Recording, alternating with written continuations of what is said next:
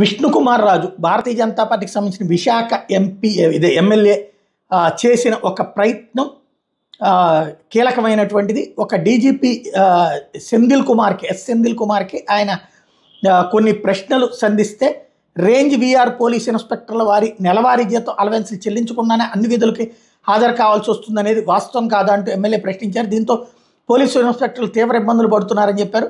Police వాహనాలకు 2 వీలర్లు 4 వీలర్లు నెలకి కేవలం 120 లీటర్ల డీజిల్ కేటాయించడం వల్ల పెట్రోల్ విధులు వీఐపీలు బందోబస్తు విధుల నిర్వహణలో అధికారులు చాలా ఇబ్బందులు పడుతున్నమాట వాస్తవం కాదా అని ప్రశ్నించారు. కాలం చెల్లిన వాస్తవాలు పోలీసులు ఉపయోగిస్తున్నారనేది వాస్తవం కాదా అని ప్రశ్నించారు. ఒకవేళ మరమ్మతులకు కూడా సరైన బడ్జెట్ కేటాయించడం లేదని ప్రభుత్వం దృష్టికి తీసుకెళ్లారా అని ప్రశ్నించారు. పోలీస్ సిబ్బంది కొరత వాస్తవం కాదా అని నిలదీశారు. అట్లయితే అవసరమైనటువంటి సిబ్బంది సంఖ్య ప్రస్తుతం సిబ్బంది సంఖ్యలో తేడాలు గమనించచ్చన్నారు. ఏ ప్రమాణాల ప్రకారం సహాయక పదోన్నతులు ఇస్తున్నారు? ఎస్ఐగా సిఐగా 30 ఏళ్ల సర్వీస్ పూర్తి చేసిన తర్వాత కూడా డిఎస్పీగా పదోన్నతి పొందకపోవడానికి గల కారణాలు ఏంటో సమాధానం చెప్పమని అడిగారు.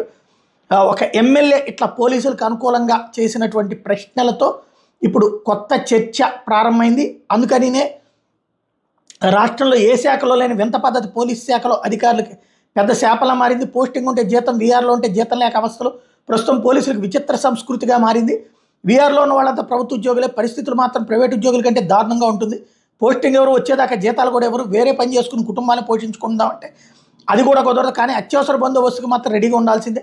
నెలల తరబడి చాలామంది పోలీసులు పోస్టింగ్ లేక జీతాలు లేక నరకం చూస్తున్న ఎంతోమంది పోలీసు అధికారులు ఉన్నారు అన్నటువంటి పాయింట్ చెప్పుకొచ్చారు. పోలీసులు ఉన్నప్పటికీ వాళ్ళ నియామకాలు ఖాళీలు ఉన్నా కూడా నియామకాలు ఇవ్వడం, వీరికి జీతాలు ఇవ్వాలంటే ఏదైనా జిల్లాకు అటాచ్ చేస్తూ రేంజ్ రేంజ్ ఉత్తర్వులు ఇవ్వాలి.